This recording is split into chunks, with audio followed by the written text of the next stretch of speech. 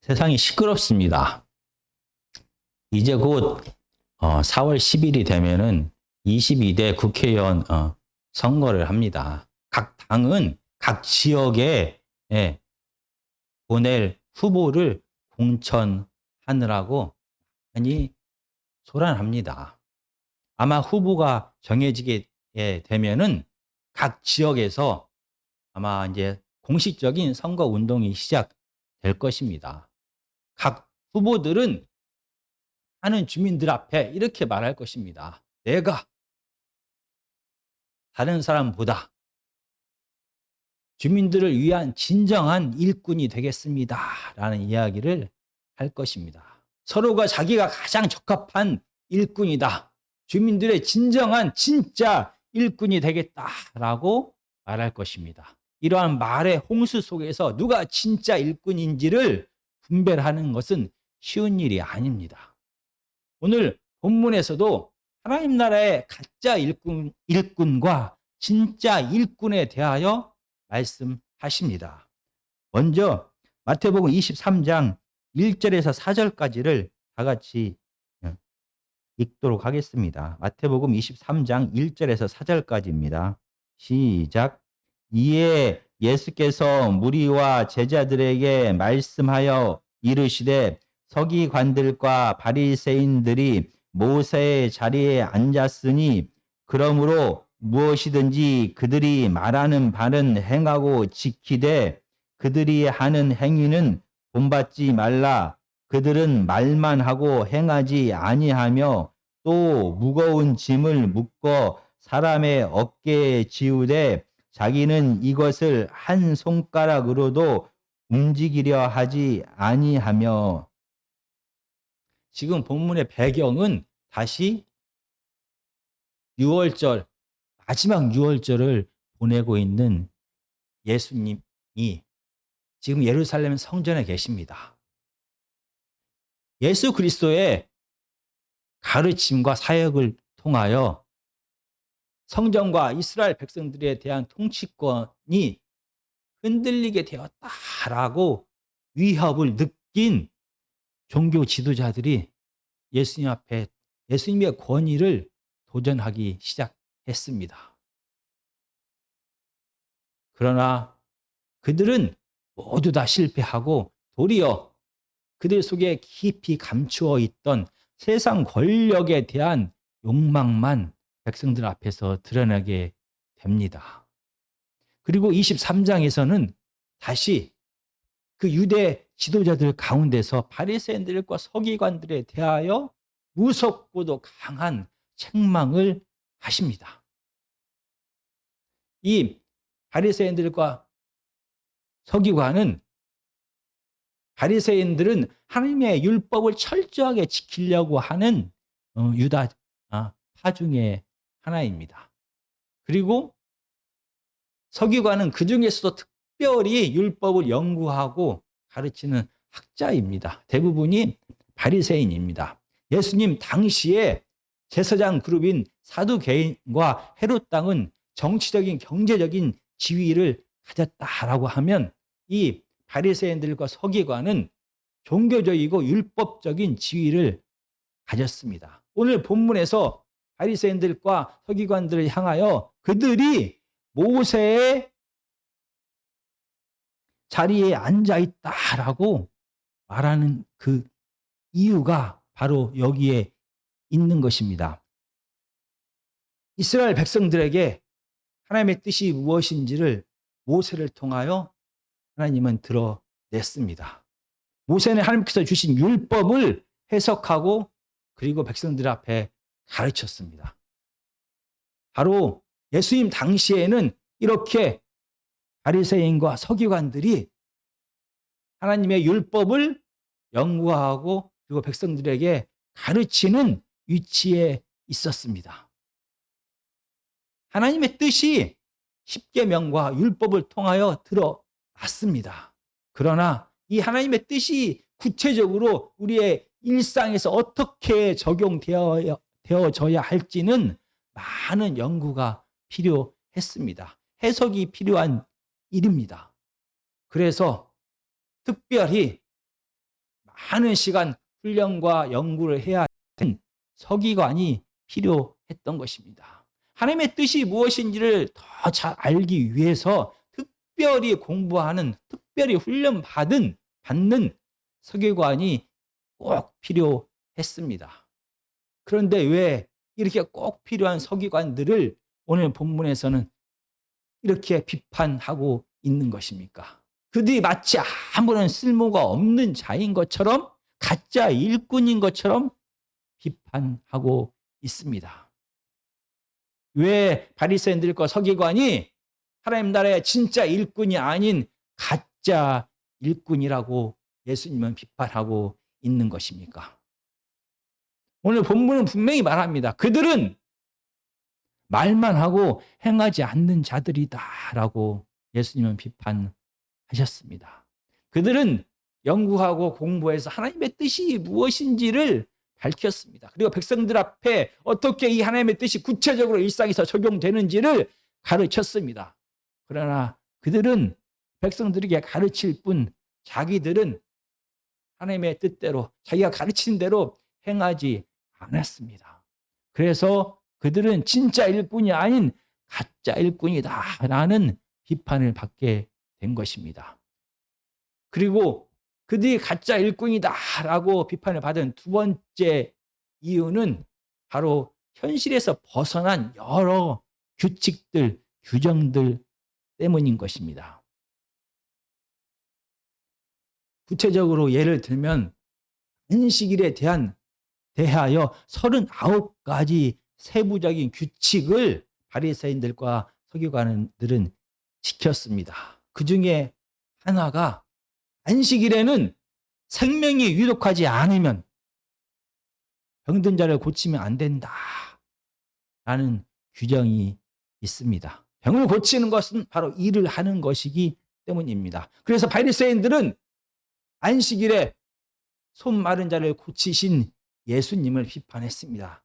바리새인들은 걷지 못하는 자를 일으키신 예수님을 안식일에 일을 했다라고 비판했습니다. 그리고 자기의 앉은 자리를 들고 움직인 이 병자 역시 안식일에 일을 했다라고 비판을 했던 것입니다. 하나님 앞에 의로운 자의 기준이 하나님의 뜻을 실질적으로 행했는지가 아닌 장로의 전통, 이 규칙들을 얼마나 잘 지켰는지가 믿음의 기준이 되었던 것입니다. 안식일이 회복의 날이 된 것이 아니라 도리어 자유를 빼앗기는 두려움의 날이 되었던 것입니다. 이렇게 현실과 동떨어지는 그들의 여러 규칙들이 그들로 하여금 진짜 하나님 나라를 위하여 일하는 자가 아니다라는 비판을 받게 된 것입니다. 그리고 가장 중요한 세 번째, 왜 바리새인들과 서기관들이 예수님 보기에 가짜 일꾼이었을까에 대해 23장 5절은 이렇게 말합니다. 그들의 모든 행위를 사람에게 보이고자 하나니 곧 그 경문띠를 넓게 하며 옷수를 길게 하고. 바리새인들은 자기가 말하는 것을 지키지 않는 자, 말뿐인 자, 행동하지 않는 자다라는 비판을 받게 되었습니다. 그런데 이렇게 행동하지 않는 바리새인들이 뭔가 하나님의 율법을, 그들이 정한 전통을 행하고 있다라면 그 이유는 단 한 가지입니다. 사람에게 보이기 위해서라고 말합니다. 바로 외식하는 자들이다라는 그런 말을 하고 있는 것입니다. 여기 5절에서 경문, 옷술에 대하여 이야기를 합니다. 이 경문은 신명기 6장 8절에 하나님의 말씀을 순종하기 위하여 이스라엘 백성들은 중요한 하나님의 율법을 조그마한 가죽에 적었습니다. 그리고 이 하나님의 적은 하나님의 말씀들을 가지고 다니는 통이, 자그마한 통이 바로 경문입니다. 그래서 이 경문을 머리 이마에 띠를 통하여 묶어 두거나 왼쪽 손에 묶어 두었습니다. 그리고 옷술은 옷 끝자락에 하얀색이나 청색 실록으로 꼰 장식입니다.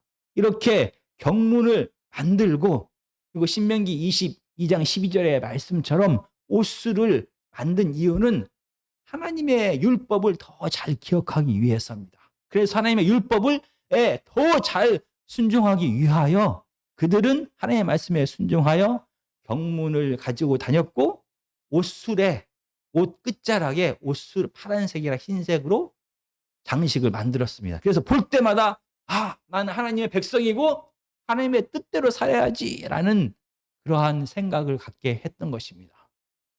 하나님을 더 잘 섬기기 위하여 하나님의 뜻대로 이웃을 더 사랑하기 위하여 경문과 옷술을 만들었습니다. 그러나 바리새인들과 서기관들은 이 경문을 더 넓게, 더 크게, 옷술을 더 화려하게, 더 길게 만들었습니다. 그래서 많은 사람들이 들로 하여금 저 사람의 이마에 있는, 저 사람의 왼쪽 팔에 있는 경문이 정말로 크구나. 얼마나 하나님의 말씀을 많이 담고 다녔으면 그럴까. 얼마나 하나님의 말씀에 진심으로 순종하면서 살았을까에 대하여 사람들이 인정하기 시작합니다. 화려한 이 옷술을 통하여 그가 하나님을 사랑하는 자, 하나님의 말씀을 지키기 위하여 몸부림치는 자, 결국 의로운 자라 하는 평가를 받게 되었던 것입니다. 바리새인들은 하나님의 말씀을 지키기 위하여가 아닌 사람들에게 이렇게 자기가 얼마나 의로운 사람인지를 드러내려고 했던 것입니다. 우리가 마태복음 6장에서 이러한 외식하는 바리새인들의 모습에 대하여 예수님은 자세하게 비판했습니다. 우리가 한 번 더 살펴보겠습니다. 마태복음 6장 1절, 2절, 5절, 16절입니다. 제가 읽어보겠습니다.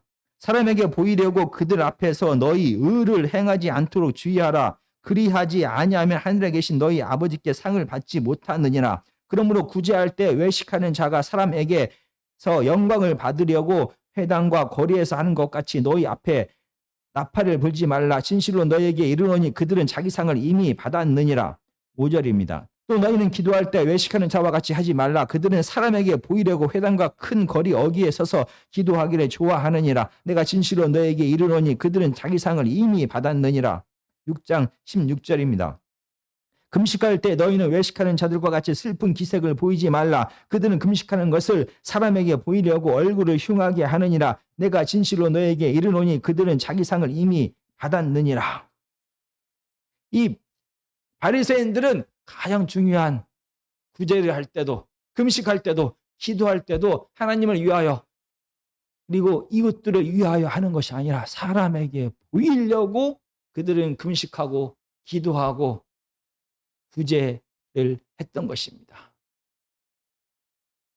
왜 그들은 이렇게 사람들에게 보이기를 원하는 것입니까? 왜 바리새인들과 서기관들은 사람에게 인정을 받아야만 하는 것입니까? 사람의 인정을 받게 되면, 사람의 칭찬을 받게 되면 그들에게 어떤 이익이 돌아오는 것입니까? 마태복음 23장 오늘 6절과 7절입니다. 잔치의 윗자리와 회당의 높은 자리와 시장에서 문안 받는 것과 사람에게 랍비라 칭함을 받는 것을 좋아하느니라. 이렇게 모든 사람들이, 더 많은 사람들의 칭찬을 받을수록 그들은 잔치에 가면은 더 상석으로 윗자리로 올라가게 됩니다. 그들은 회당에서 일반 백성들처럼 이렇게 밑에 앉아 있는 것이 아니라 따로 가장 높은 자리를 만들어서 그곳에 앉게 되는 것입니다. 사람의 인정을 받을수록 그들의 지위는 점점 높아갑니다. 시장은 사람들이 모이는 곳입니다.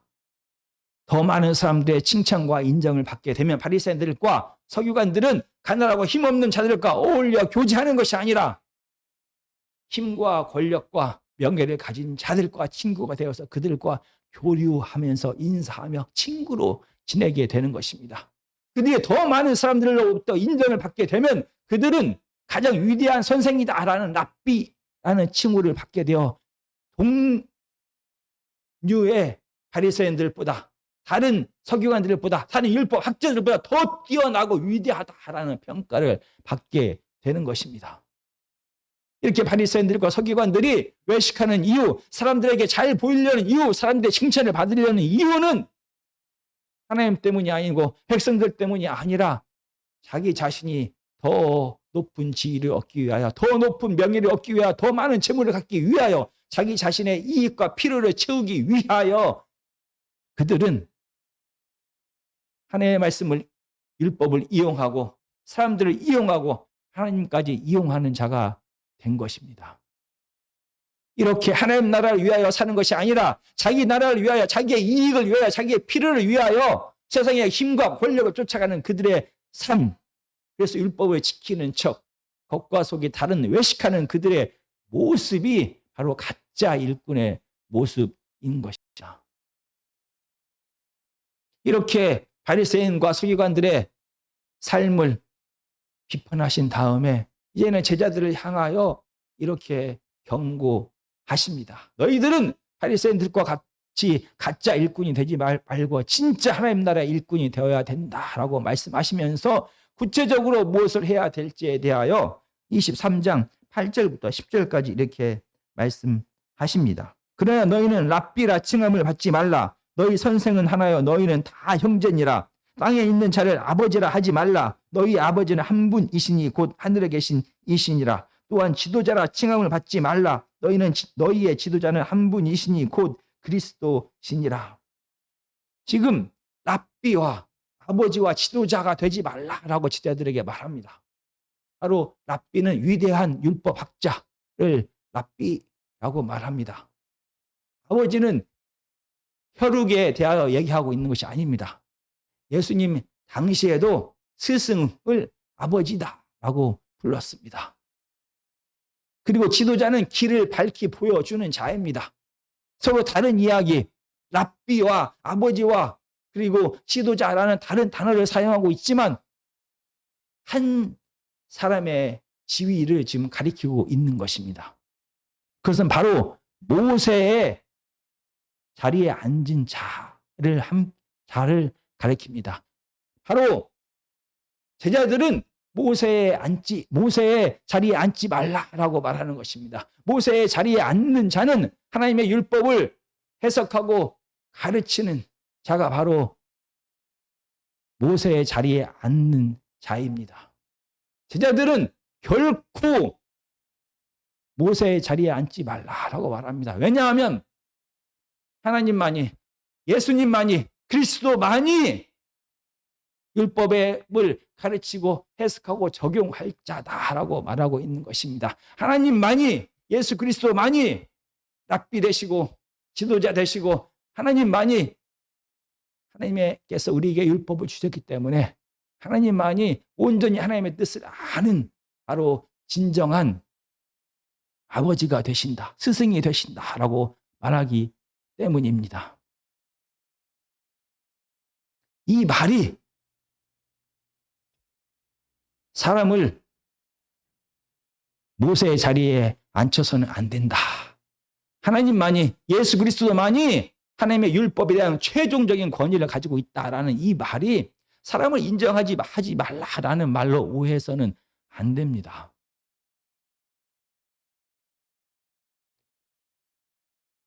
오늘 본문에서도 서기관의 지위를 예수님은 인정하셨습니다. 그들이 모세의 위치에서 하나님의 율법을 해석하고 적용하고 가르치는 것들에 대하여 그들의 지위를 인정하셨습니다. 마찬가지입니다. 사람은 연약합니다. 사람은 자기가 가지고 있는 지식과 경험이 다 무한합니다. 한계를 가지고 있습니다.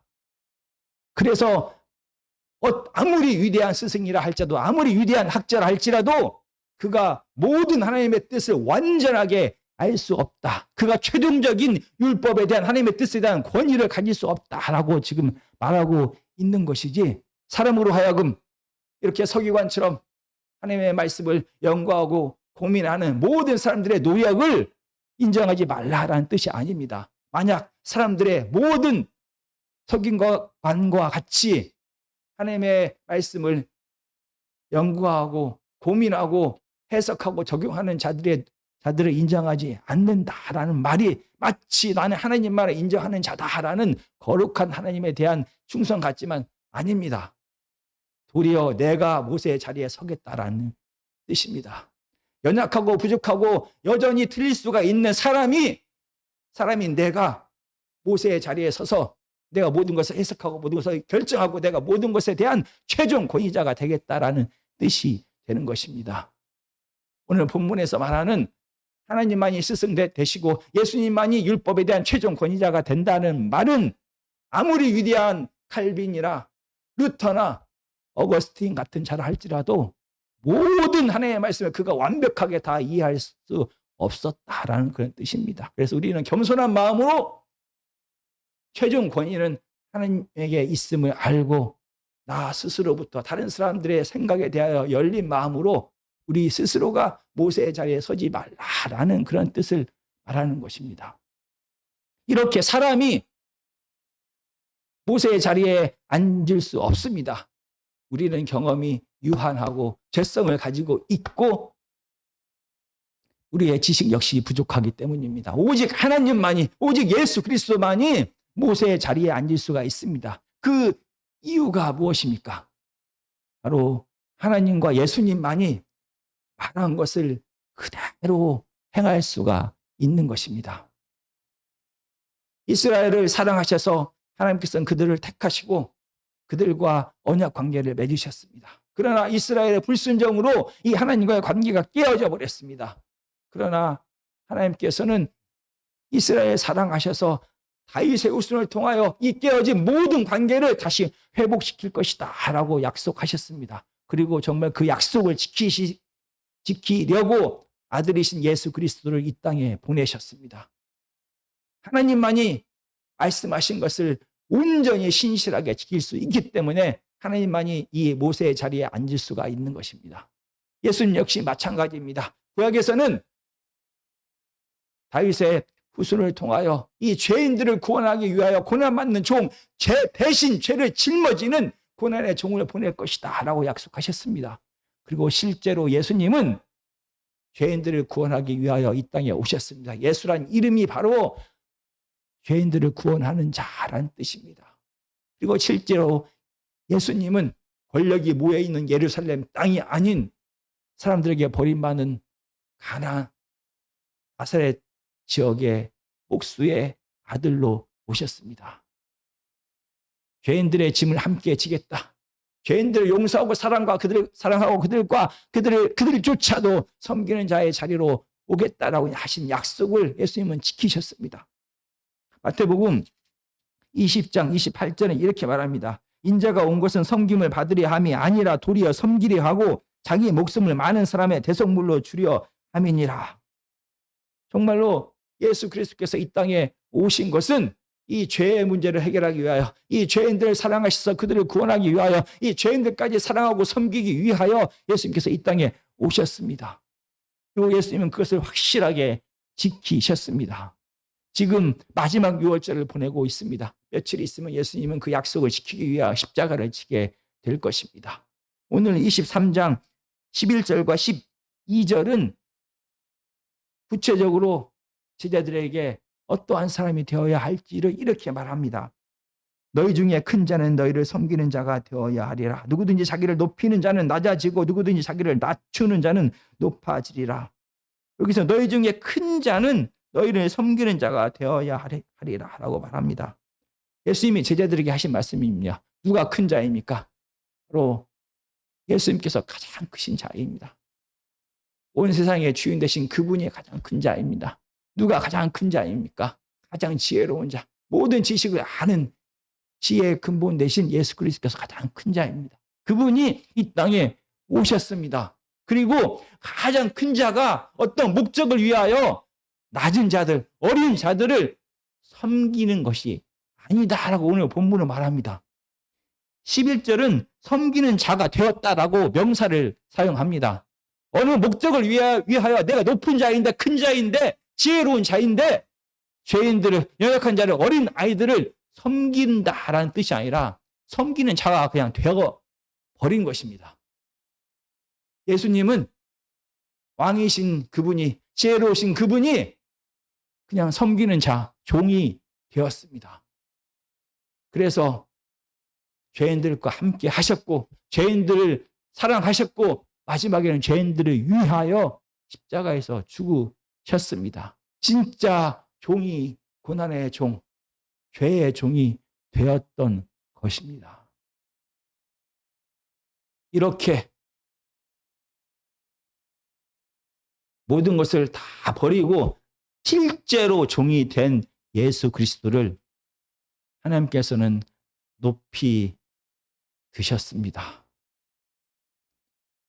오늘 본문은 누가 진짜 일꾼인지에 대하여 말합니다. 그러면서 제자들에게 너희들은 바리새인들과 같이 말뿐인 자, 바리새인들과 같이 하나님 나라와 백성을 위하는 척하지만 실제로는 자기의 힘과 권력을 추구하면서 살아가는 자가 되지 말고 진짜 일꾼이 되어라라고 말씀을 하십니다. 진짜 일꾼은 그의 말이 아닌 그의 행동을 통하여 드러납니다. 진짜 일꾼은 그가 어디에 서 있는지, 누구 편에 서 있는지, 그가 어떤 사람이 되어져서 살아가는지를 통하여 드러나는 것입니다. 이제 곧 선거입니다. 많은 사람들이 나와서 자기가 진짜 일꾼이 되겠다라고 말합니다. 어떻게 우리가 진짜 일꾼과 가짜 일꾼을 구별합니까? 그의 화려한 언변에 우리가 속으면 안 됩니다. 그가 실질적으로 어떻게 행동하고 있는지를 봐야 됩니다. 지금뿐만이 아니라 그동안 그가 어떠한 삶을 살았는지, 누구 편에서 살았는지를 보면 되는 것입니다. 그러면 누가 진짜 일꾼이고 진짜 인척하는 자기의 명예와 욕심을 위하는 가짜 일꾼인지를 구별할 수가 있는 것입니다. 누가 진짜 제자입니까? 누가 진짜 하나님 나라의 일꾼입니까? 말이 아닙니다. 그가 어떻게 말한 것을 지키는지가 중요합니다. 그가 지금 어디에 살고 있는지가 중요합니다. 그가 지금 어디 편에 서 있는지가 중요합니다. 그가 지금 만나는 사람이 중요한 것입니다. 그가 지금 잔치집에 높은 자리에 있는지, 그가 시장에서 만나는 사람들이 힘과 권력을 가진 자들과만 교제하는지, 그가 지금 실질적으로 어떠한 삶을 살아가고 있는지가 중요한 것입니다. 예수 그리스도를 따라가는 자가 바로 예수님의 제자입니다. 예수님께서 죄인들과 함께 하셨습니다. 예수님께서 죄인의 모습으로 오셨습니다. 예수님께서 실질적으로 종이 되셨습니다. 섬기는 자가 되셨습니다. 그리고 실질적으로 이 섬김을 마치기 위하여 십자가에서 죽으셨습니다. 이 십자가의 길을 가셨습니다. 진짜 일꾼은 예수님처럼 말하고 행동하고 예수님과 같이는 자인 것입니다. 오늘 본문은 저희들로 하여금 다시 한번 우리의 삶을, 우리의 말을, 우리의 행동을 돌아보게 하는 것입니다. 모세의 자리에 서 있는 많은 사람들이 그렇다고 말하는 우리들의 모습이 어떠한지를 다시 한번 살펴보는 말씀이 되어야 하는 것입니다. 자칫 잘못하면 바리새인과 같이 하나님을 이용하고 사람들을 이용하고 하나님의 말씀을 이용하는 자가 될 수도 있는 자리인 것입니다.